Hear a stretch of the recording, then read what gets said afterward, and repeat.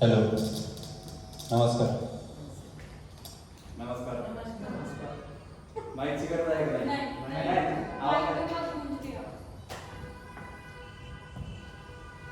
ठीक है, तो ये जो सेशन होगा अपना ये पूरा होगा हिंदी में, ठीक है? क्योंकि मैंने जब इसकी शुरुआत की माइंड पावर की, माइंड के बारे में जानने की, पढ़ने की, तो उस समय में मैंने पूरा हिंदी में समझाया, उसके टर्म्स हिंदी में, इंग्लिश में यूज करा। तो इसकी वजह से आप लोग इस चीज़ का ये रखना कि जो भी टर्मिनोलॉजीज रहेंगे अगर समझ में नहीं आता तो पूछ लेना, क्योंकि मैं इसको जब एक्सप्लेन कर रहा हूँ तो ये एक इंटरेक्टिव सेशन होगा। ऐसा नहीं होगा कि मैं 1 घंटे तक बोलता रहूँगा और आपकी तरफ से कुछ नहीं रहेगा। तो ये इंटरेक्टिव सेशन रहेगा, कुछ क्वेश्चंस पूछे जाएंगे, कुछ आंसर आप बताओगे, कुछ बातें मैं बताऊंगा। इस तरह से हम अपने नॉलेज का आदान प्रदान करेंगे, ठीक? तो मैं पहले शॉर्ट में अपना योग का इंट्रोडक्शन तो है ही आपके पास, क्योंकि सब ऑलमोस्ट अपने यहाँ पे कुछ 1 साल से, कुछ 6 महीने से योगा कर ही रहे, तो सबको पता है कि योग में मेरे पास मैंने क्या क्या किया है, मैं में सीखा हूँ, यहाँ पे मेरे पास डिप्लोमा है, डिग्री है, जो भी है, सर्टिफिकेट है। लेकिन माइंड पावर में मेरी शुरुआत कैसे हुई कि हम जब पापा रिटायर हुए थे 2008 में, तो उस समय रिटायरमेंट के बाद पापा ने ज्वाइन किया था नेटवर्क मार्केटिंग। और नेटवर्क मार्केटिंग में ऐसा होता था, ऐसे सूट बूट पहन के मोटिवेशनल ट्रेनर धड़ाधड़ ऐसे बड़े बड़े सेमिनार कंडक्ट करते थे। तो पापा का ऐसा सपना था कि मेरे बेटे को भी ऐसा मोटिवेशनल ट्रेनर बनाना। लेकिन मोटिवेशनल ट्रेनर बनाने की जगह मैंने एक चूज किया कि मेरे को माइंड पावर ट्रेनर बनना है। तो माइंड पावर ट्रेनिंग में जब मैं आया तो डॉक्टर जितेंद्र आडिया सर है हमारे, जो इंटरनेशनल माइंड पावर ट्रेनर है, जिनके बड़े बड़े यूनिवर्सिटीज में, फॉरेन के, इंडिया के बड़े बड़े यूनिवर्सिटीज में माइंड पावर के 6-6 घंटे के सेशन होते हैं। उन सर के पास अहमदाबाद में मैंने ट्रेनिंग लिया, 10 दिन का ट्रेनिंग था, सर्टिफिकेट कोर्स था। वो ट्रेनिंग लेने के बाद मैं सर्टिफाइड माइंड पावर ट्रेनर बना। वहाँ पर हमको सब चीज़ बताई गई, सब एक्सप्लेन किया गया कैसे रहता है, क्या रहता है, और फिर हमने धीरे धीरे चालू किया। अब 2013 की बात है, जब मैं 12th पास हुआ। तो 12th पास होने की वजह से जो मेच्योरिटी लेवल रहता है, जो एक्सपीरियंस रहता है, स्कूल से जस्ट निकले थे, कोई एक्सपीरियंस नहीं, कोई मेच्योरिटी नहीं, कुछ नहीं। और उसके साथ जब मैंने चालू किया, तो जब मैं अभी जैसे मैं आपको बता रहा हूँ, आप सुन रहे हो मेरे, उस समय जब मैं बताता था तो लोग मेरे को बताते थे कि सर आपको यहाँ पे ये चीज करेक्ट करनी चाहिए। मतलब वो मेरे नॉलेज को ग्रहण करने की बजाय मेरे में ये देखते थे कि हाँ, आप में आपको और इम्प्रूव करने की जरूरत है। तो मैंने कम से कम 5-6 सेशन लिए वो टाइम पे। बड़े बड़े लोग आते थे, बिजनेसमैन, लॉयर, डॉक्टर, सब मेरे को आके एडवाइस देते थे। तो मैंने बोला चलो ठीक है, अब अपने को थोड़ा सा एक्सपीरियंस की और ज़रूरत है, थोड़ा सा नॉलेज की और ज़रूरत है, थोड़ा सा अपने आप को अपग्रेड करने की ज़रूरत है। तो मैंने शुरू कर दिया अपग्रेड। अब तब से अब तक 2013 से 2020 तक मैंने अपने आप को अपग्रेड किया। जैसे मैंने कई योगा के अपने सेशंस में बताया कि एक इंसान के शरीर में जो डीएनए स्ट्रक्चर होता है, जो सेल में डीएनए स्ट्रक्चर होता है, जिसकी वजह से हमारी आदतें बनती है, वो डीएनए स्ट्रक्चर 7 साल में बदल जाता है। अगर आप कंटिन्यूअसली एक चीज को अपने रूटीन में, अपने एक्टिविटीज में लाते हो, तो आपके बॉडी का एक एक सेल पूरा 7 साल में, हर एक सेल, चाहे वो हड्डी का हो, चाहे वो ब्रेन का हो, चाहे कोई भी सेल हो, वो सेल और उसके डीएनए स्ट्रक्चर पूरे 7 साल में कंप्लीटली बदल जाते हैं। तो आज से 7 साल पहले आप जो इंसान थे, आज वो आप कुछ तो भी अपग्रेड होके बने हो, या तो फिर कुछ अलग है, ठीक है? तो अभी जब हम अभी सेशन चालू करेंगे, तो आप सब पहले अपना फोन साइलेंट पर रखो, ताकि आपको भी डिस्टर्ब ना हो, मेरे को भी डिस्टर्ब ना हो।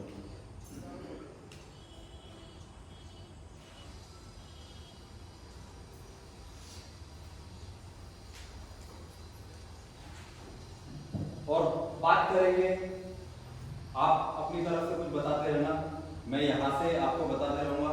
जैसे अभी शुरुआत होगी, तो कोई भी क्वेश्चन आएगा यहाँ पे, उस क्वेश्चन का आंसर हाथ ऊपर करके आप बताओ, आपको बोलना है, मैं पॉइंट करूंगा, आप उसका आंसर दें, ठीक है।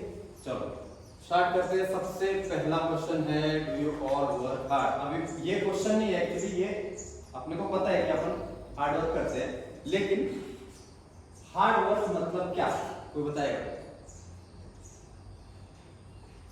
हार्ड वर्क मतलब क्या? इंटरेक्टिव सेशन है, बात करनी पड़ेगी। ऐसा तो है नहीं, मैंने बोला था एम्प्टी माइंड के साथ आना, लेकिन इतना भी एम्प्टी नहीं कि आप पूरे ब्लैंक हो जाओ, ठीक है। तो बताओ हार्ड वर्क मतलब क्या, कोई बताएगा हाथ ऊपर करके? फिजिकली मेहनत करना, ठीक है।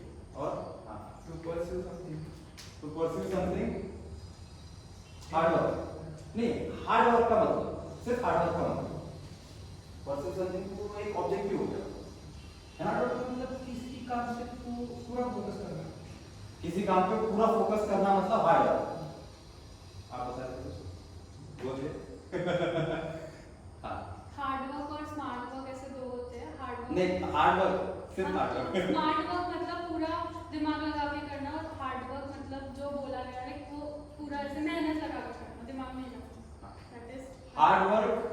इन शॉर्ट जो हमने आज तक किया उससे थोड़ा ज्यादा अगर हम कर रहे हैं तो हम हार्ड वर्क कर रहे हैं। आज तक हमने जो किया वही हम कर रहे हैं तो हम हार्ड वर्क नहीं कर रहे, हम सिर्फ वर्क कर रहे हैं, हम सिर्फ काम कर रहे हैं। कल के कंफर्ट जोन को छोड़ा हमने और आज एक नए कंफर्ट जोन की तरफ हम बढ़ रहे हैं, तो हम हार्ड वर्क कर रहे हैं।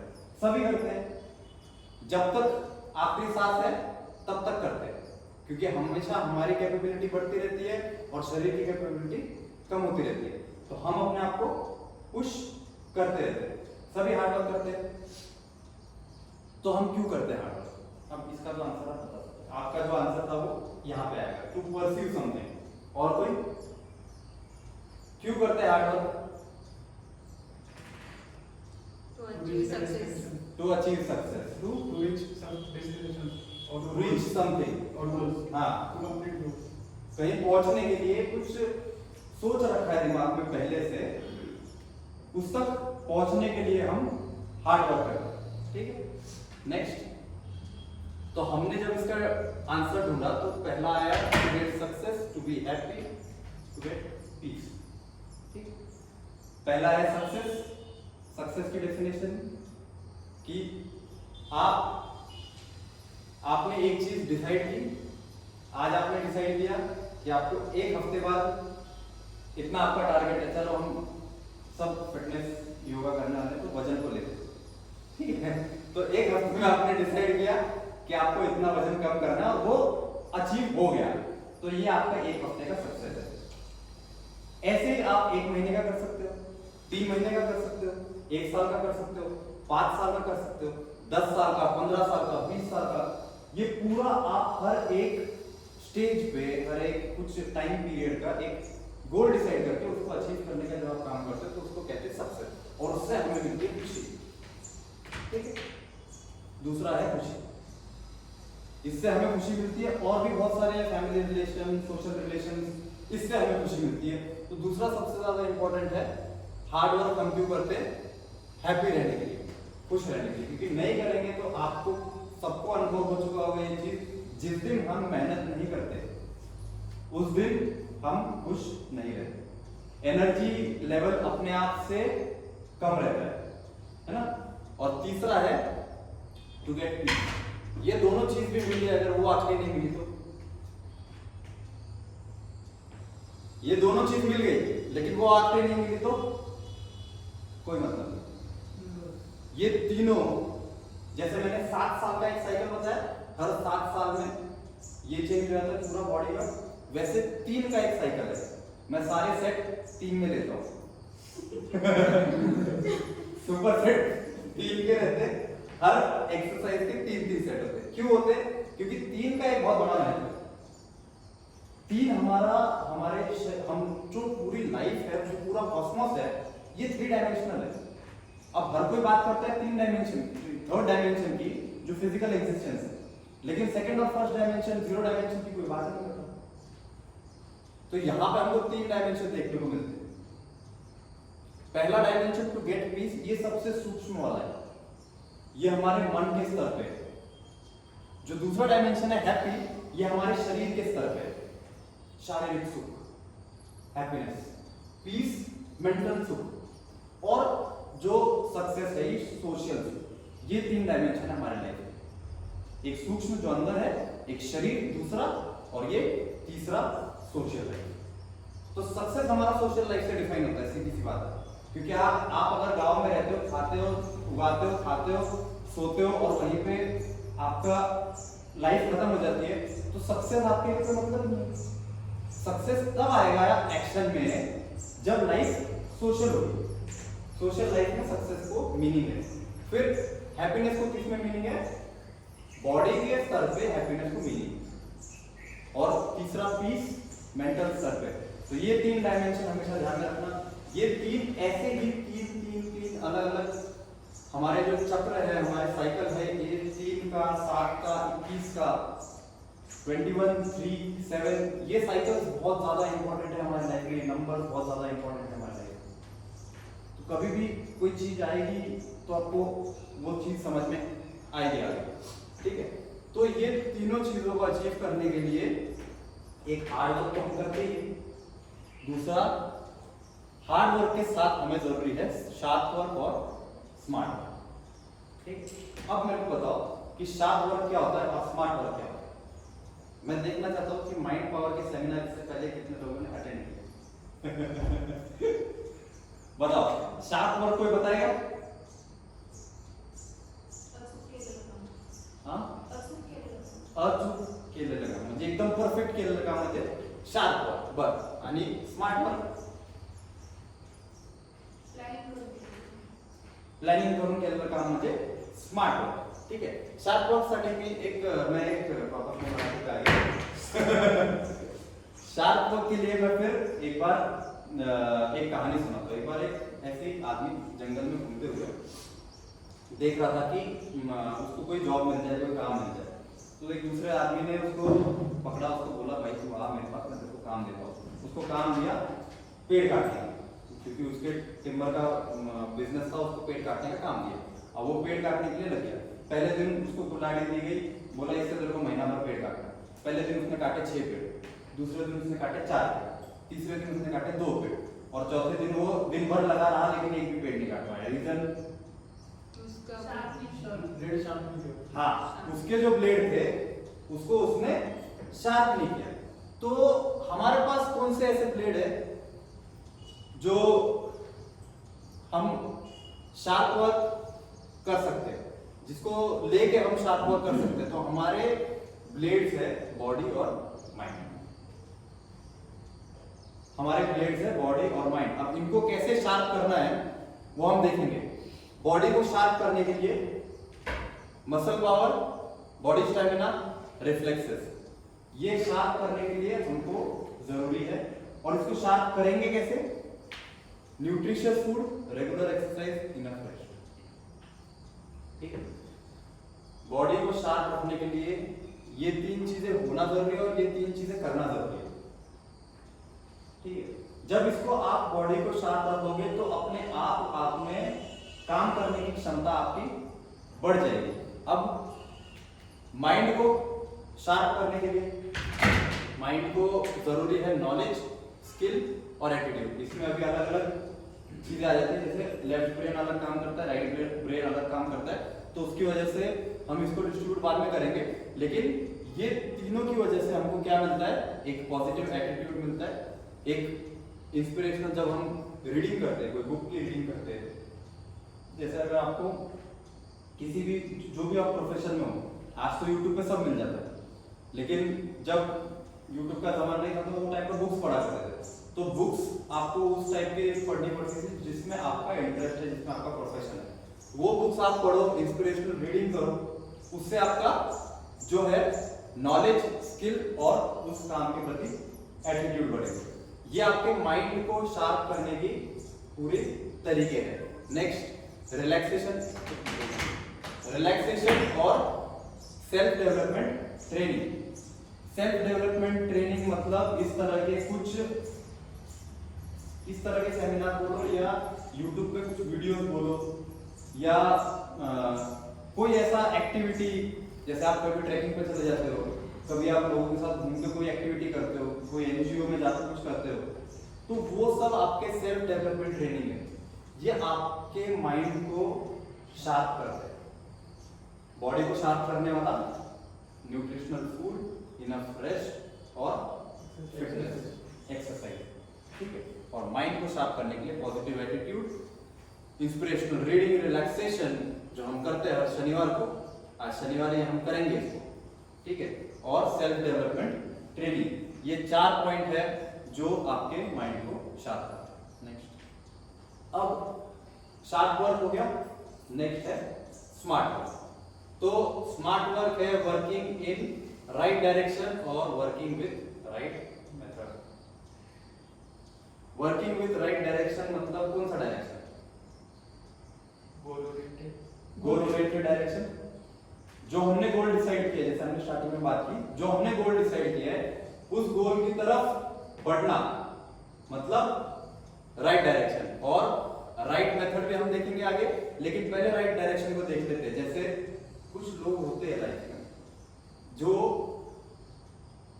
वो तीर मारते हैं ना, जैसे इसमें बना हुआ है वो तीर मार रहा है, तो कुछ लोग क्या करते हैं, तीर मारते हैं और मारने के बाद वहां सर्कल बना देते हैं और सर्कल बना के तालियां बजाते हैं कि मैंने गोल अचीव कर लिया।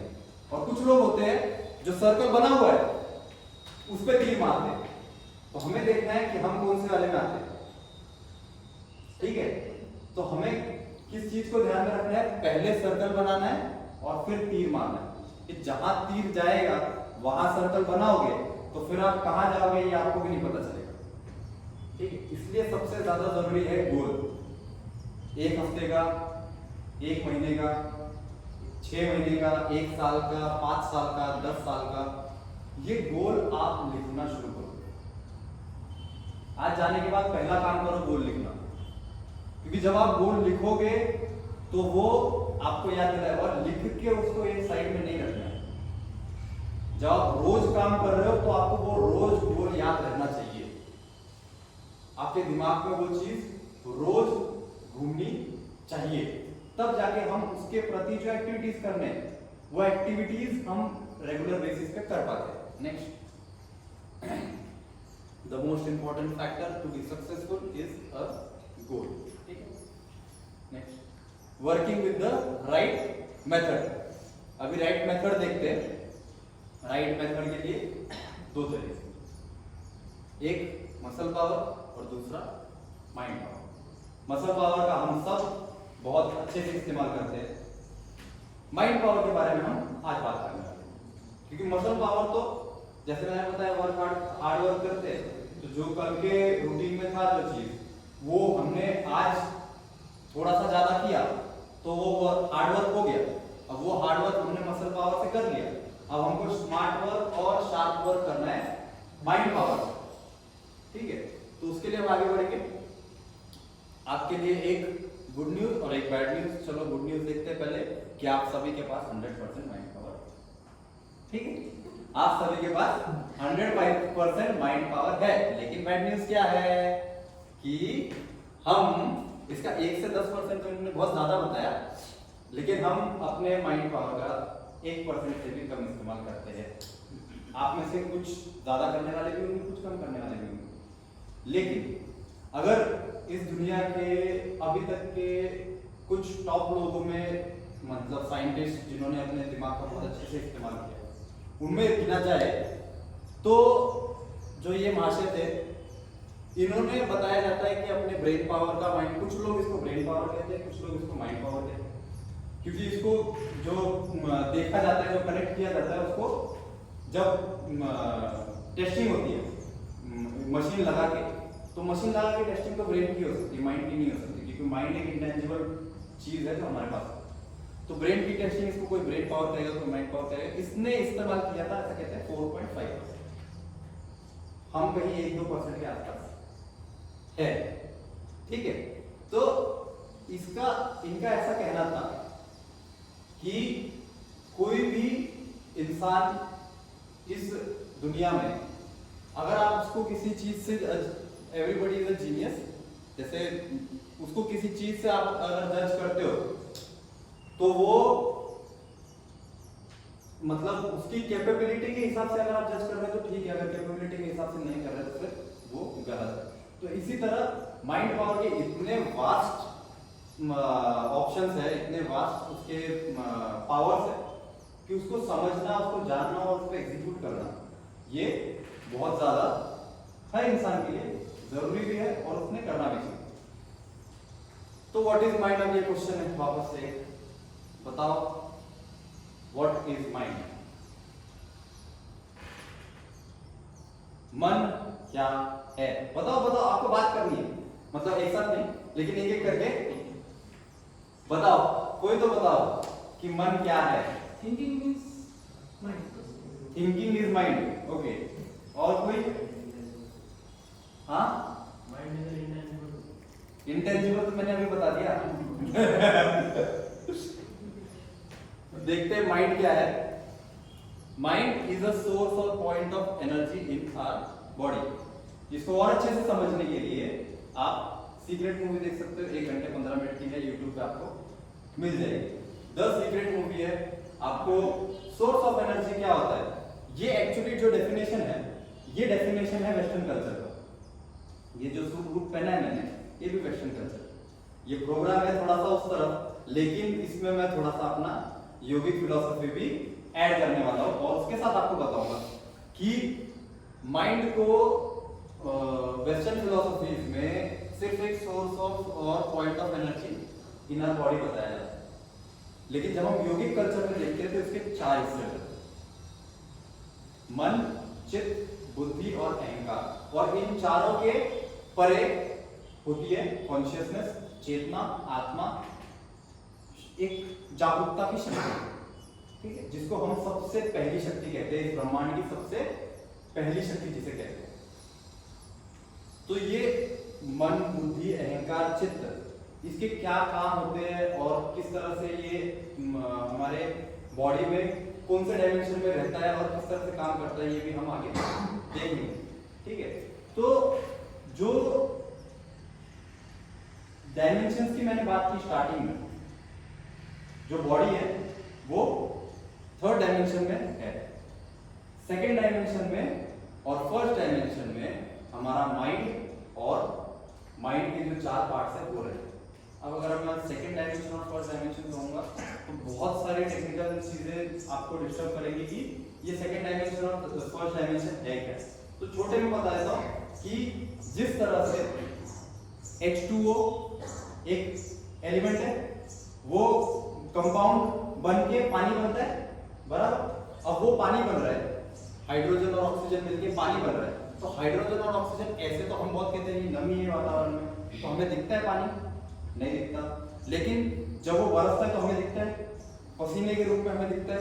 तो वो कॉन्सेंट्रेट होके एक 3rd डायमेंशनल पानी बनाता है, क्या, H2O। लेकिन H2O ऐसे में नहीं दिखता। वैसे ही हमारे शरीर के अंदर भी एक सूक्ष्म स्तर पे एक चीज है जो है मन, बुद्धि, अहंकार, चित्त, इंग्लिश में माइंड, ठीक है। और इसका जो इलैबोरेटेड वर्जन या कॉन्सेंट्रेटेड वर्जन जो है वो हमारा शरीर है। ये शरीर एक एनर्जी की तरह काम कर रहा है। ये देखो मेरा हाथ है, ये हाथ है। अब इस हाथ के अगर एक भी पॉइंट को आप देखोगे, एकदम बारीकी में जाके अगर आप इस पॉइंट को देखोगे माइक्रोस्कोप से लगा के, तो आपको क्या दिखेगा, छोटे छोटे सेल्स, और उसके बाद दिखेंगे आपको सेल्स के अंदर एटम्स, मॉलिक्यूल्स, ये सब चीजें दिखेंगी। वो सब क्या कर रहे हैं, कंटिन्यू मूव कर रहे हैं। लेकिन ये क्यों नहीं मूव कर रहा, क्योंकि ये हो चुका है कॉन्सेंट्रेटेड एक। अब ये है मूवमेंट ऑफ एनर्जी, ठीक है, और ये मूव कर रहा है क्योंकि मेरे अंदर कॉन्शियसनेस है। तो अब आपको कनेक्शन लग गया होगा, ये जो मूवमेंट का डायरेक्शन दे रहा हूं मैं, ऊपर नीचे, ये डायरेक्शन हो रहा है इंटेलेक्ट की वजह से, बुद्धि की वजह से, ठीक है। जो कॉन्शियसनेस से मैं दे रहा हूं वो आत्मा शक्ति है मेरी, अगर वो चली गई तो मैं हिला भी नहीं पाऊंगा इसको, ठीक है। और डायरेक्शन दी मैंने बुद्धि से। अब इसमें जो मेमोरी है, कुछ लोग इसको पूरा ऐसे पीछे घुमा के इसको यहाँ पे टच कर सकते हैं। ये जो मेमोरी है, ये मेमोरी है चित्त में। जो मैं 4 हिस्से माइंड के करके बता रहा हूँ आपको, उसका पहला बुद्धि जो देता है डायरेक्शन, जो हमने स्टार्टिंग में बात की, डायरेक्शन गोल को अचीव करने वाली, ठीक है। दूसरा, अगर आपकी बुद्धि जगह पे है तो आप अपने गोल को अचीव कर सकते हो। दूसरा आया चित्त, जिसमें मेमोरी स्टोर है। बचपन से लेकर आज तक आपने 5 सेंसेस के थ्रू जितने भी चीजें ग्रहण की है, जितने भी चीजें ग्रहण की है, क्योंकि सामने भी एनर्जी है, ये माइक में भी एनर्जी है, इसमें भी एनर्जी है, इधर भी एनर्जी है। अब मैं इसको अगर टच करता हूँ तो इसकी मेमोरी मेरे में बैठ जाती है। आंखें बंद करने के बाद भी मैं इसको टच करूंगा तो मेरे को पता चलेगा कि ये मेरे स्टूडियो का टेबल है। ये मेमोरी चित्त में होती है। और इसके ऊपर आता है फिर मन, जो एग्जीक्यूट करता है चीजों को। कॉन्शियसली मैंने एक मैसेज भेजा, डायरेक्शन दिया इंटेलेक्चुअली, और फिर मेमोरी के हिसाब से चीजें एग्जीक्यूट हुई, ठीक है। नेक्स्ट, तो टाइप्स ऑफ माइंड देखेंगे। अब हमने देख लिया कि माइंड क्या होता है, एक सोर्स और पॉइंट ऑफ एनर्जी। अब टाइप ऑफ माइंड है कॉन्शियस माइंड और सबकॉन्शियस। कॉन्शियस माइंड जागृत मन, सबकॉन्शियस माइंड अर्ध जागृत मन। एक अनकॉन्शियस माइंड होता है जो जब आप सो रहे होते हो या बेहोशी में रहते हो, वो टाइम पे आपका अनकॉन्शियस माइंड रहता है, वो भी काम कर रहा होता है उस समय में। जैसे अगर आप बेहोश भी हो गए तो भी आपके हार्ट बीट चल रहे हैं, जैसे मैंने बताया मसल मेमोरी वो काम करती है वो टाइम। कॉन्शियस माइंड के आगे हम भी कैरेक्टरिस्टिक्स देखेंगे। तो कॉन्शियस माइंड का है works when we are awake, और सबकॉन्शियस माइंड काम करता है 24 घंटे। कॉन्शियस माइंड काम करता है जब हम जाग रहे होते हैं, और सबकॉन्शियस माइंड काम करता है जब हम पूरे 24 घंटे, चाहे हम जागे चाहे सोए चाहे कुछ भी करें, वो टाइम पे सबकॉन्शियस माइंड हमारा काम कर रहा होता है। अब इसको समझने के लिए हम देखेंगे कि जागते समय आप मेरे को सुन रहे हो, कॉन्शियसली सुन रहे हो, ये कॉन्शियस माइंड से सुन रहे हो, लेकिन मैं जो बातें बता रहा हूं उन बातों को अपने दिमाग में एक मीनिंग देना, ये आपका सबकॉन्शियस माइंड है। क्योंकि मैं जो बातें बता रहा हूं मैं मेरे हिसाब से मीनिंग दे रहा हूं, सही बात है, लेकिन आप जो उसका मीनिंग लगा रहे हो, या जो मीनिंग, जैसे मैं क्वेश्चन पूछने का आंसर दे रहे हो, तो आप एक मीनिंग, आपने हर डेफिनेशन का, हर वर्ड का एक मीनिंग बना रखा है अपने दिमाग में, और उसके हिसाब से आपके अंदर वो पैटर्निंग हो रहा है, और वो पैटर्निंग जो मैं बोल रहा हूं उससे अलग है। ये आपका सबकॉन्शियस माइंड है जो 24 घंटे काम करता है। जब आप सो रहे हो, जब आप जाग रहे हो, जब आप कोई भी काम कर रहे हो, एक बैक ऑफ द हेड एक माइंड काम कर रहा है जो आपका सबकॉन्शियस माइंड है। Next,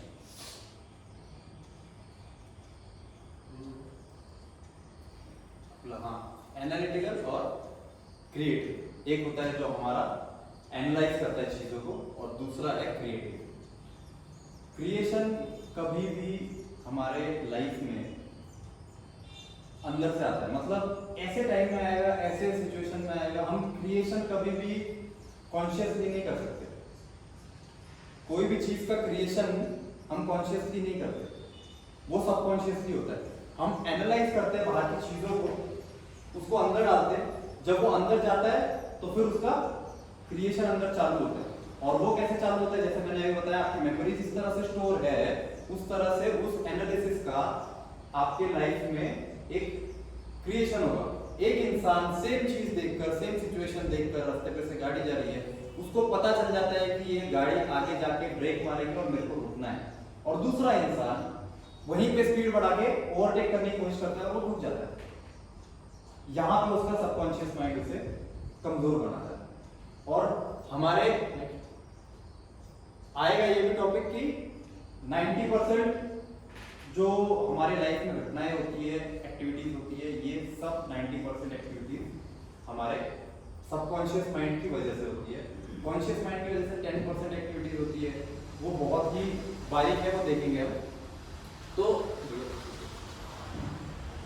conscious mind thinks before action, subconscious mind can not think.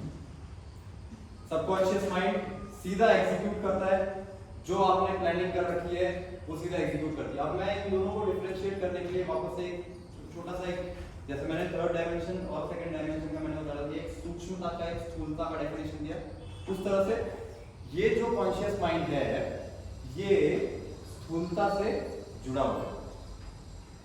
तो अगर मुझे कोई एक्शन करना है, मुझे आगे चलना है, यहाँ से जंप करना है या पीछे आना है, ये मैं कॉन्शियस माइंड से कर रहा हूँ। लेकिन अगर मैं इसको लगातार करता रहूंगा तो ये थोड़ी देर के बाद मेरे सबकॉन्शियस माइंड में चला जाएगा और ये अपने आप से इस तरह से आप देख रहे होंगे किस तरह से मैं आगे पीछे कर रहा हूँ। तो ये सबकॉन्शियस माइंड में चल रहा है। बाकी मैं कॉन्शियसली आपको यहाँ का पूरा सेमिनार एग्जीक्यूट करके बता रहा हूँ। तो सोच के थिंकिंग के साथ जब मैं कोई चीज बता रहा हूँ तो वो कॉन्शियस माइंड का कैरेक्टर है और सबकॉन्शियस माइंड सोचता नहीं है।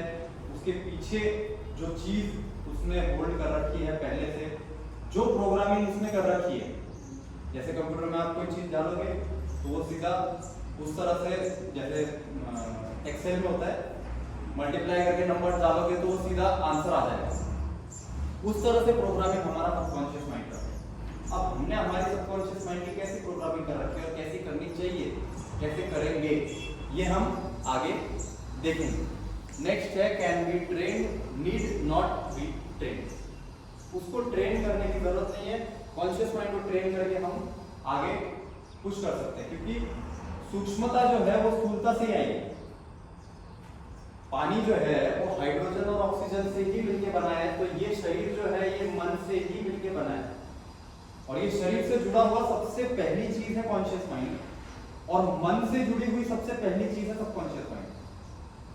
ठीक है, माइंड ही है दोनों, लेकिन एक स्थूलता से शरीर से तुरंत जुड़ा हुआ है और एक थोड़ा सा हटके, थोड़ा सा पीछे जुड़ा हुआ है। तो हम उसको डीएनए स्ट्रक्चर कहते हैं। फिजिकल एक्सरसाइज उसका डीएनए स्ट्रक्चर है, उसको हम ट्रेन नहीं कर सकते। यहाँ से उस तक हम कुछ चीज पहुंचा सकते हैं, वो वैसा एग्जीक्यूट करेगा जैसा उसको एग्जीक्यूट करना है। ये जैसे बताया कि ऊपर दिखने के लिए हमें कॉन्शियस माइंड दिख रहा है 10% है, लेकिन वो एक 90% सबकॉन्शियस माइंड की वजह से होल्ड किया।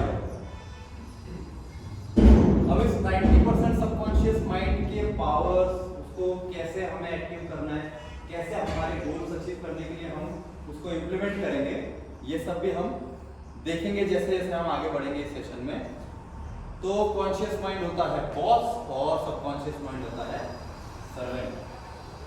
शॉर्ट में कोई भी चीज हमारे लाइफ में कोई घटना घटी तो उस घटना के पहला रिएक्शन हमारा कॉन्शियस माइंड देगा।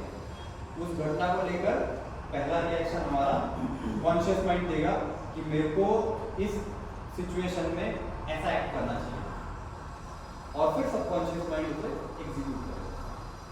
इसको हमें प्रोग्रामिंग इस तरह से करनी है कि ये हमारे हिसाब से काम करे।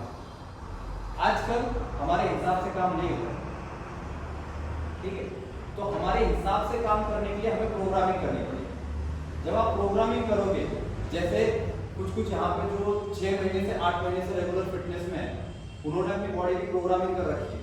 उनकी बॉडी जैसा वो चाहते हैं वैसा करती है। हाथ पे खड़ा होना है, सर पे खड़ा होना है, जो आसन है वो करना है, जैसा वो चाहते हैं वैसा करती है उनकी बॉडी। लेकिन कुछ लोग हैं जो नए हैं, जो प्रोग्रामिंग कर रहे हैं, जो अपने शरीर को धीरे धीरे आदत बैक ऑफ द हेड डाल रहे हैं, उनके लाइफ में क्या होता है, स्टार्टिंग में जब वो करने जाते तो एग्जीक्यूट नहीं हो पाते। क्यों? क्योंकि पहले एक मेमोरी अंदर बैठी हुई है, ठीक है। तो वो सर्वेंट की तरह काम करता है सबकॉन्शियस माइंड, बस इसको ऑर्डर देना है कंटिन्यूअसली। बॉस ने अगर कॉन्शियस माइंड ने अगर सबकॉन्शियस माइंड को ऑर्डर नहीं दिया तो सर्वेंट क्या करेगा? अगर बॉस ने कुछ भी नहीं करेगा, या तो अपने हिसाब से काम करेगा। अगर उसको 1 महीने का टारगेट दे दिया और उसको बोला भाई तू कर, तो क्या करेगा? वो अपने हिसाब से काम करेगा। वो रिजल्ट दे पाएगा क्या? बॉस को जैसा रिजल्ट चाहिए वैसा रिजल्ट नहीं दे पाएगा। क्यों? क्योंकि उसकी उतनी ताकत नहीं है, उसकी उतनी ताकत नहीं है। तो हमारे बॉस को क्या करना है, हमारे कॉन्शियस माइंड को क्या करना है, रोज उसे बताना है। ये डेली करने से होगा, ये रोज करने से होगा। और इसलिए मैं कहता हूं कि कंसिस्टेंसी और कंटिन्यूटी ये लाइफ में बहुत ज्यादा इंपॉर्टेंट है, बहुत ज्यादा।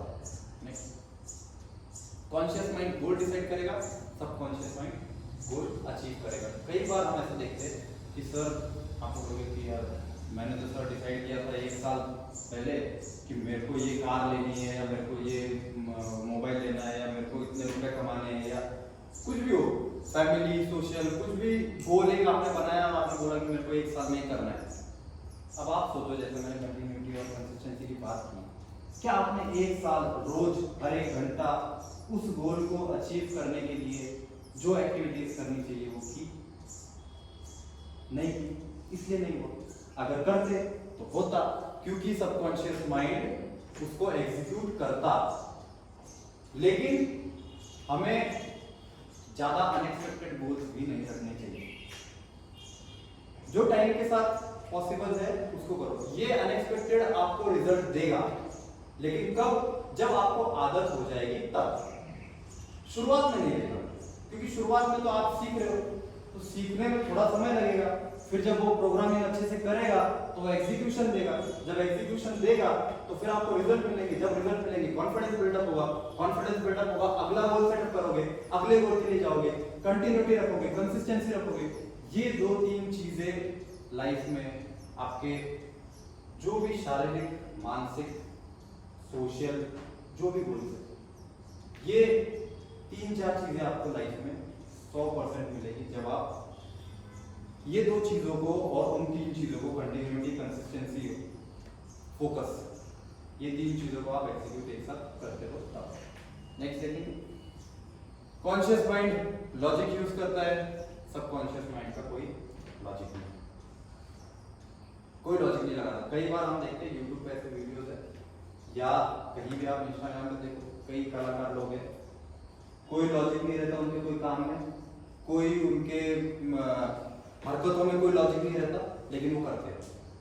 हमें लगता है ये कैसे कर सकता है, ऐसा हो ही नहीं सकता ये तो ऐसा, लेकिन उन्होंने किया है। और बहुत एग्जांपल है, अभी तो हमको पता चल रहा है, पहले तो पता ही नहीं चलता, तो लोग मानते ही नहीं थे इस बात को।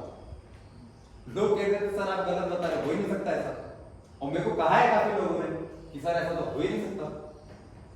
लव आता था, कहता था सर ऐसा हो ही नहीं सकता कैसे होगा? और उसको पता ही नहीं है, उसने देखी नहीं है चीजें, तो उसको कैसे पता चलेगा?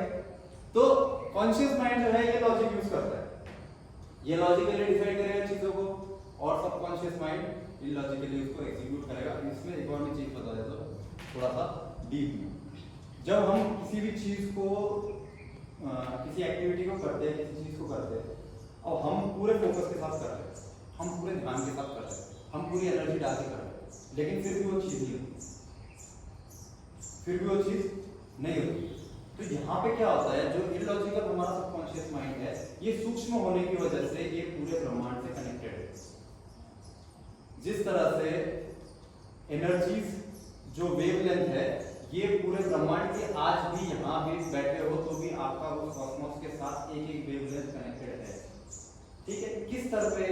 एकदम सूक्ष्म स्तर पे, कॉन्शियस माइंड के लेवल पे नहीं, सबकॉन्शियस माइंड के लेवल पे। कहां पे? मन के लेवल पे, चित्त के लेवल पे भी नहीं। चित्त जो कॉन्शियस माइंड से जुड़ा हुआ है, मेमोरी से जुड़ा हुआ है, उसके लेवल पे भी नहीं, उसके भी पीछे बुद्धि के लेवल पे, इंटेलेक्चुअल के लेवल पे, कॉन्शियसनेस के लेवल पे, इतने सूक्ष्म में जाने के बाद हमारे वेवलेंथ, हमारी एनर्जीज पूरे कॉस्मोस से जुड़ी हुई है। अब होता क्या है, जब हम कोई एक्टिविटीज करते हैं, अगर वो वेवलेंथ काम नहीं करती तो इस ब्रह्मांड में कम से कम नहीं तो भी 100-150 ऐसे फैक्टर्स है जो आपके लाइफ में उस गोल को अचीव करने से बीच में आ रहे होंगे। आपके और गोल के बीच में 100-150 ऐसे फैक्टर्स है। अगर उन सब फैक्टर्स को आपको आपके लिए काम कराना है, उसको अचीव करने के लिए, तो आपको क्या करना पड़ेगा? मेडिटेशन में, रिलैक्सेशन में सबकॉन्शियस माइंड को एक्टिवेट करके आपके सराउंडिंग में ऐसा वेवलेंथ बनाना पड़ेगा कि वो वेवलेंथ आसपास आने वाली सारी अड़चनों को दूर करे और जो जो फैक्टर्स बीच में आ रहे हैं उसको ऐड करने के लिए, गोल को अचीव करने के लिए उसको अचीव। तो ये एक बहुत ही मतलब कॉन्शियस माइंड और सबकॉन्शियस माइंड का एक डीप एनालिसिस है, एक एक्सपीरियंस के तौर पे मैं ये चीज को आपको बता रहा हूं। Next, logic will get you from A to B, imagination will take you anywhere. ये भी उस महान इंसान ने कहा है जिसने 4.5% यूज किया है, हम पता नहीं अभी कितना कर रहे हैं, देखते हैं। Conscious mind limited powers, subconscious mind unlimited power. जैसे मैंने बताया वो उसका वेवलेंथ पूरे कॉस्मोस में है तो अनलिमिटेड पावर्स के साथ काम करता है, और कॉन्शियस माइंड लिमिटेड पावर्स के साथ काम करता है क्योंकि उसका है ही 10% और ऊपर से वो कनेक्टेड है फिजिकलिटी के साथ। फिजिकल नेचर अपना है ही लिमिटेड, हमारा मेंटल नेचर लिमिटेड नहीं है। आज हम यहाँ बैठ के सवेरे में क्या हो रहा है या कहाँ क्या हो रहा है वो सब हम सोच सकते हैं, इमेजिन कर सकते हैं, लेकिन हम फिजिकली तो है ही नहीं, फिजिकली हम इससे दूर नहीं जा सकते। तो लिमिटेड और अनलिमिटेड पावर्स के ये एक सूक्ष्मता और स्थूलता की बात है। फिर as human powers as divine powers, same वही बात आ गई कि डिवाइन क्या है। डिवाइन वही है जो सूक्ष्म है, जो हर जगह उपस्थित है। जिस वेवलेंथ की मैं बात कर रहा था वो वेवलेंथ है डिवाइन पावर। नेक्स्ट ये बहुत बढ़िया, ये है अलादीन और रोहित जी। अब जो वेवलेंथ है, ये वेवलेंथ कैसे काम करेगी? ये वेवलेंथ वैसे काम करेगी जैसा कॉन्शियस माइंड बताएगा, क्योंकि इसको एक सपोर्ट चाहिए। मैंने बताया ये बॉस है, वो सर्वेंट है, ये सर्वेंट नहीं है, ये है बॉस, ये बताएगा वो काम करेगा। अब बताना हमें कॉन्शियसली। अलादीन जिनी को बताएगा तब जिनी एक्टिवेट होगा, और जिनी वही करेगा जो आपने बताया है। बस प्रोग्रामिंग सही होनी चाहिए। प्रोग्रामिंग एक बार आपकी सही हो गई, आपने कॉन्शियसली सबकॉन्शियस माइंड में एक चीज डाली, तो वो सबकॉन्शियस माइंड आपके शरीर के एक एक सेल को बदलने की ताकत रखता है। सिर्फ शरीर के सेल को नहीं, आपके मेंटल पैटर्न्स को, आपके सोचने की एक पैटर्न है, आपकी थिंकिंग का माइंड में एक पैटर्न होता है। जैसे मैंने बताया कि मैंने एक चीज बोली हाथी, मैं हाथी बोल रहा हूँ। हर एक इंसान के दिमाग में हाथी का अलग पिक्चर होगा, हर एक इंसान के दिमाग में हाथी का अलग वीडियो होगा, हर एक इंसान के दिमाग में हाथी एक अलग कुछ तो भी होगा, सबका सेम नहीं हो सकता। ये क्या चीज है? ये पैटर्न है। इसी पैटर्न की वजह से कोई ऊपर है, कोई नीचे है, कोई ज्यादा कमा रहा है, कोई कम कमा रहा है, कोई खुश है, कोई नाराज है, कोई दुखी है।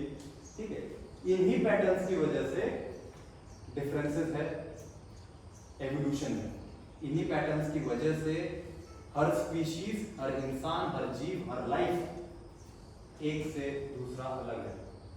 किसकी वजह से? ये सूक्ष्मता में जो पैटर्न्स है, इन पैटर्न, और इन पैटर्न्स को आप बदल सकते हो कॉन्शियसली, और कॉन्शियसली बदला गया है।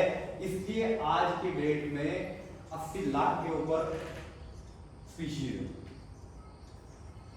80 लाख के ऊपर स्पीशीज है, और उनमें भी काफी वैरायटी है। ठीक है, उनमें भी हर एक जीव अलग है। क्यों?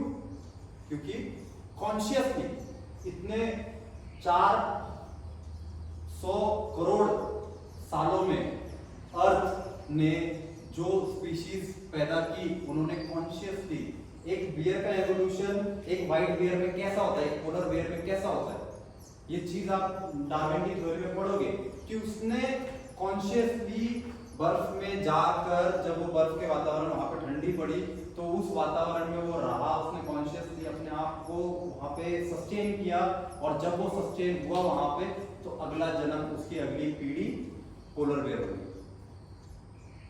इसी तरह चाहे आप बंदर टू ह्यूमन एवोल्यूशन को मानो चाहे ना मानो, लेकिन जो एवोल्यूशन विकसित पना हुआ है हमारा, हमें लाइफ में, स्पीशीज में, वो विकसित पना कॉन्शियसली हर डिसीजन लेने की वजह से हुआ।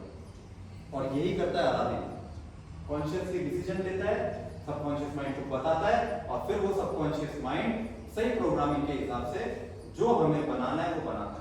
हम कहते हैं कि हमने तो ये सोचा था, ये नहीं हुआ, वो हुआ। तो फिर यहाँ पे ध्यान रखना कि आपका सबकॉन्शियस माइंड आपको पहले मैसेज दे चुका है कि ये चीज होने वाली नहीं है। इसको कहते हैं इंट्यूशन। आगे देखेंगे डिफरेंट स्टेट्स ऑफ माइंड। अब हम आ रहे हैं स्टेट पे कि यहाँ पे डिफरेंट स्टेट्स ऑफ माइंड बताए जाएंगे। कॉन्शियस माइंड में 14 से 15 वेवलेंथ होती है, 35, 14 से 35, और सबकॉन्शियस माइंड में 7 से 14 थीटा लेवल रहता है स्लीप का, जिसमें 4 से 7, और अनकॉन्शियस होता है जिसमें हम बेहोश होते हैं 1 से 4। ये माइंड के वेव है। EEG ये माइंड का होता है और ECG ये कार्डियोवैस्कुलर है, ठीक है। तो ये जो चीज है, ये चीज आपके माइंड में कितने विचार चल रहे हैं इसको डिफाइन करता है। सबकॉन्शियस माइंड में जब आपके दिमाग में जो वेवलेंथ बताई है 7 से 14, ये वेवलेंथ कब रहती है? ये टाइम के हिसाब से है, वो उसको टाइम देखना, इतना ही टाइम है, इतना ही टाइम है, इतना ही टाइम है, ठीक है। अब 1 मिनट में समझो आपको 14 से 35 विचार आ रहे हैं, तो आप कॉन्शियस हो। 1 मिनट में आपको 7 से 14 विचार आ रहे हैं, तो आप सबकॉन्शियस माइंड में आपकी चल रहा है टाइम। फिर 4 से 7 चल रहा है तो स्लीप में हो और अनकॉन्शियस में 1 से 4। तो होता क्या है कि हम सबकॉन्शियस लेवल पे बहुत सारी ऐसी चीजें अपने लाइफ में लाते हैं जो हमें तकलीफ देती है। जैसे सबसे पहला होता है सिंपैथी। हम सिंपैथी के इतने लाचार और बेबस इंसान हैं कि हर इंसान को सिंपैथी जरूरी है। और वो क्या करता है, जब बैक ऑफ द हेड जब नहा रहा होता है या पॉटी करने बैठता है, सबसे ज्यादा सबकॉन्शियस माइंड हो रहा है, ठीक है। विचार एकदम स्लो चल रहे हैं और उन स्लो विचार में हम क्या सोचते हैं कि यार मेरे को लोग मिलने के लिए आने चाहिए, मेरे पास ज़्यादा लोग आने चाहिए, मेरे को थोड़ा सा इम्पोर्टेंस देना चाहिए, मेरे को कुछ तो भी ऐसा कुछ हो जाए कि मेरे को इम्पोर्टेंस दे। और हम बीमार पड़ जाते हैं। आते हैं सब लोग फल लेके, सब्जियां लेके आते हैं मिलने के लिए और देते हैं हमें इम्पोर्टेंस। ये हमने कहीं ना कहीं अपने दिमाग में डाला होता है कि मुझे यार थोड़े आराम की जरूरत है। तो आराम कैसे मिलेगा? अगर काम कंटिन्यू चलता रहेगा तो आराम कैसे मिलेगा? तो अगर आप सबकॉन्शियस माइंड में हमेशा ये डालते रहोगे, जब आपके विचार शांत है उस समय जब आप ये चीज हमेशा डालते रहोगे कि मुझे काम करते रहना है, मुझे खुश रहना है, मुझे एनर्जेटिक रहना है। मेरे पापा को हो गए अभी 2006 से आज तक एक बार भी मैंने सुबह उठ के पापा को ऐसा नहीं देखा कि 0 एनर्जी से काम करते हैं, थोड़ा सा लो। सामने जाएंगे, बेसिन के सामने पता नहीं खड़े होके हंसते रहते जोर से। सुबह उठ के जोर से हंसेंगे, फुल एनर्जी, यस पावरफुल, या अब मैं काम करने के लिए। तो इस तरह से क्या होता है, यहाँ पे जब हमने सुबह सुबह एक विचार डाल दिया, एक सबकॉन्शियस माइंड में हमने एनर्जी डाल दी, तो वो दिन भर एकदम मस्त जाता है, एकदम अपने हिसाब से काम करता है। और जिस दिन हमने सुबह उठ के विचार लाए कि भाई कुछ तो गड़बड़ है, वो भी मैसेज देता रहता है क्योंकि सबकॉन्शियस माइंड है कनेक्टेड, वो मैसेज देता रहेगा। वो मैसेज देता रहेगा तो हमें पता चलता रहेगा, लेकिन हम सोचते कि अरे यार सपना था, बुरा सपना था। उसने मैसेज दिया, हमने बोला बुरा सपना, और हम वो काम करने गए और वहां पर कुछ तो भी हुआ, मेरे को पता था यार ऐसा होगा, फिर भी नहीं होता है। The alpha state is very important as it is your real power। तो दूसरा स्टेट हमने देखा अल्फा स्टेट। तो जब हम मेडिटेशन करते हैं, शनिवार का मेडिटेशन सभी ने किया यहाँ, तो जब हम मेडिटेशन करते हैं तो उस मेडिटेशन में मैं आपके सांसों को शांत करता हूँ। क्योंकि जिस तरह से मैंने बताया, जब मैं फिजिकल डायमेंशन और सूक्ष्म डायमेंशन की, सेकंड डायमेंशन और थर्ड डायमेंशन की बात कर रहा हूँ, तब मैं सीधा कनेक्ट करूंगा जो ये अपना नॉन लिविंग थिंग्स है उनके साथ, ठीक है। अब नॉन लिविंग में से कुछ होता नहीं है, लेकिन फिर भी एक बार समझाने के लिए ऐसे बात करते कि पानी, जैसे मैंने बात की, तो हाइड्रोजन, ऑक्सीजन, और वैसा ही हमारे ऑक्सीजन, नाइट्रोजन, बहुत सारी, हम सिर्फ सांस लेने पर हमारे अंदर ऑक्सीजन नहीं जाता, बाकी हवाएं भी जाती है, ठीक है।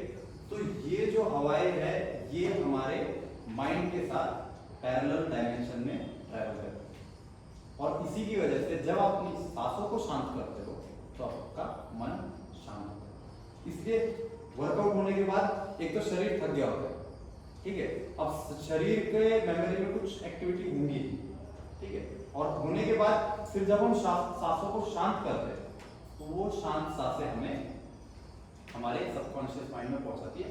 और फिर मैं क्या फील कर रहा था आप लोगों को कि आपके फैमिली रिलेशंस अच्छे हैं, आप ग्रेटफुल रहो, आप थैंकफुल रहो, आप खुश रहो। ये मैं आपको चीजें आपको मेडिटेशन में बताता हूँ, जिसकी वजह से क्या होता है कि शनिवार हफ्ते में हम एक बार ही कर रहे हैं, लेकिन कहीं ना कहीं आपको उस चीज का आगे फायदा होता है। काफी लोगों को हुआ भी, आपको भी हुआ होगा, और बाकी एक्सपीरियंस भी, अगर आपका मन भटक जाता है या उस समय मेडिटेशन के समय आपके बाकी विचार चल रहे तो आप सबकॉन्शियस माइंड में नहीं जा पाओगे। आप मेडिटेशन कितना भी कर लो, अगर आपके मन में विचार चल रहे हैं 14 से 35 की स्पीड से, तो फिर वो मेडिटेशन नहीं हो। ठीक है, next, we can achieve the alpha state in 2 ways. एक है नेचुरल और दूसरा है रिलैक्सेशन। तो नेचुरली जो तरीका है, क्या बोलते हैं इसको, अल्फा स्टेट में जाने का, ये ज्योतिष शास्त्र या किसी पंडित के पास जितने बड़े बड़े लोग, इसमें कुछ गलत नहीं है, ठीक, लेकिन है क्या बात कि ये हम किसी और से ले रहे हैं, क्योंकि उसका एक इन्फ्लुएंस है, उसका वेवलेंथ हमारी वेवलेंथ से स्ट्रांग है, उसकी एनर्जीज का लेवल हमारी एनर्जीज के लेवल से स्ट्रांग है। तो अगर हमें कोई एक्सपीरियंस इंसान या कोई गुरु या कोई बताता है कि आपके लाइफ में ये प्रॉब्लम चल रहा है, आप ऐसा करो, ऐसा हो जाएगा, और वैसा होता है, क्यों? क्योंकि उसने हमारी वेवलेंथ को कैप्चर किया, कैप्चर करने के बाद उसने वो फैलाया, और वो फैलाने की वजह से हमारे जो 110 150 बीच में फैक्टर्स थे, वो फैक्टर्स एक्टिवेट हो गए और जो हमें गोल चाहिए था वो मिल गया। ऐसा होता है। अंगूठी पहनने से क्या होगा? अंगूठी पहनने से कुछ होगा? नहीं होगा, लेकिन हो जाता है। बहुतों की लाइफ बदल चुकी है। और बड़े बड़े लोग रखते हैं, जैसे फैमिली डॉक्टर होता है वैसे फैमिली पंडित होता है तो ऐसे फैमिली पंडित होते हैं और ऐसे फैमिली ज्योतिष शास्त्र होते हैं जो आपको ये सब चीजें बताते और क्या करते हैं, हमारी वेवलेंथ, उनकी वेवलेंथ से कमजोर होने की वजह से अपने हिसाब से वो हमारे लाइफ में डिसीजन लेते हैं। अब हम हमारे हिसाब से डिसीजन ले, उसके लिए हमें क्या करना है, वॉलंटरली हमें रिलैक्सेशन के थ्रू, मेडिटेशन के थ्रू उसको एक्टिवेट करना है। तो अभी फिर वही बताया उन्होंने, रेडीमेड प्रोग्राम से और खुद की प्रोग्रामिंग हम कर सकते हैं। रेडीमेड प्रोग्राम जैसे मैंने बताया कॉस्टली और क्वालिटी नॉट रिलायबल, कभी कभार अगर फ्रीक्वेंसी मैच नहीं हुई उस पंडित की हमारे साथ, तो फिर उल्टा सीधा भी कुछ हो सकता है। लेकिन अगर आप अपनी प्रोग्रामिंग खुद करते हो, फ्री ऑफ कॉस्ट, पैसे का कोई बात नहीं है वैसे, लेकिन फिर भी क्वालिटी रिलायबल, जो क्वालिटी आपको मिलेगी खुद की प्रोग्रामिंग से, वो क्वालिटी आपको किसी पंडित की प्रोग्रामिंग से नहीं मिलेगी। तो खुद की प्रोग्रामिंग करने के लिए हम किस तरह से उस लेवल पे जाए, वो हम देखेंगे। It is better to do our own programming ourselves. ठीक, कैसे प्रोग्रामिंग करेंगे? पहला, install a mighty thought, desire plus decision is equal to determination. पहला डिजायर, ये सिर्फ डिजायर नहीं, ये बर्निंग डिजायर होना चाहिए। ये जब तक उस वेवलेंथ को आग नहीं देगा ना, किसी चीज को, किसी भाप को जब तक आग नहीं लगती तब तक वो फैलती नहीं है। सही बात है। किसी भी सूक्ष्म चीज को अगर आप गर्म नहीं करते, आग नहीं देते, तब तक वो फैलेगी नहीं। और किसी भी चीज को अगर आप ठंडा नहीं करते तो वो कॉन्सेंट्रेट नहीं होगी। तो आपको क्या करना है, डिजायर जो है वो आपका जलता रहना चाहिए, बर्निंग डिजायर होना चाहिए कि भाई मेरे को ये चाहिए, मतलब चाहिए। फिर डिसीजन लेके डिटरमिनेशन के साथ काम अपने चालू करना है। ये एक थॉट का प्रोसेस है, सिर्फ एक थॉट किस तरह से जाता है, क्योंकि हम दिन में तो लेते हैं बहुत सारे थॉट, 60,000 से 1 लाख के आसपास हम थॉट लेते हैं। अब कभी हमने ले लिया कि कुछ करना है, कभी हमने ले लिया कुछ करना है, लेकिन उसके लिए वो 60,000 थॉट्स को डिटरमिनेशन में बदलने के लिए जो चीज चाहिए वो चीज हम करते हैं। बर्निंग डिजायर होता ही नहीं, सोचा हो गया, सोचा खत्म, आज खत्म। कल जितने थॉट थे एक दिन में ऐसा अंदाजा लगाया जाता 60,000 से 80,000, और अभी इंस्टाग्राम की, फेसबुक की, व्हाट्सएप की दुनिया में ये और बढ़ गया होगा, 1 लाख के ऊपर चला गया होगा।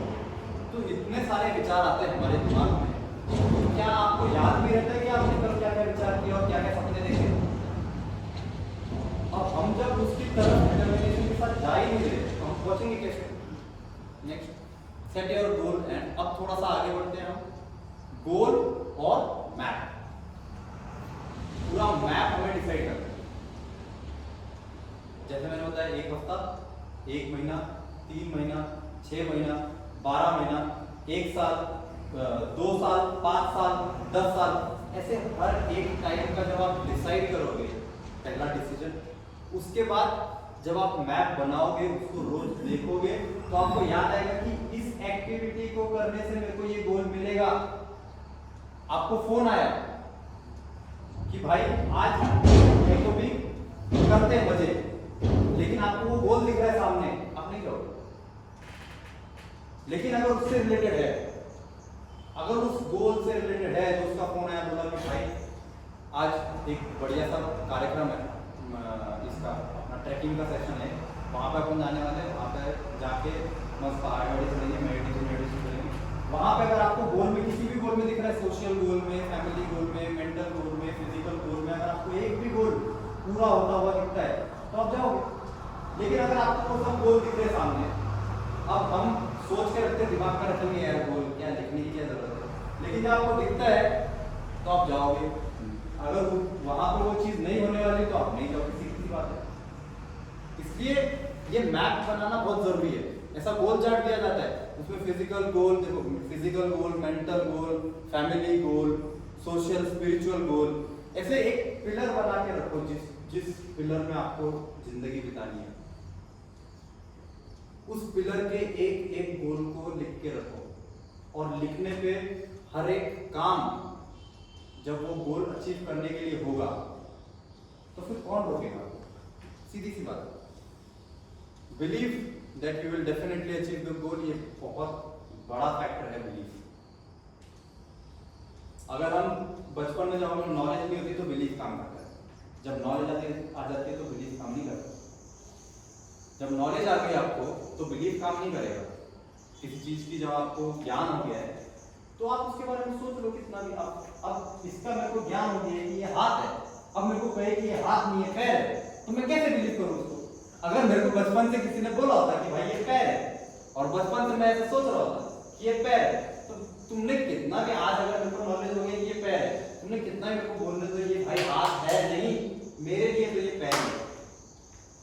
ये मैंने एक बहुत ही छोटा और सूक्ष्म उदाहरण दिया, लेकिन इसको आप हर जगह पे अप्लाई कर सकते हो। कि कितनी बार ऐसा होता है कि हमारे दोस्त, हमारे फैमिली मेंबर्स बोलते हैं कि ऐसा नहीं है, ऐसा है, हम बोलते हैं नहीं ऐसा नहीं है, ऐसा है। क्यों? क्योंकि हम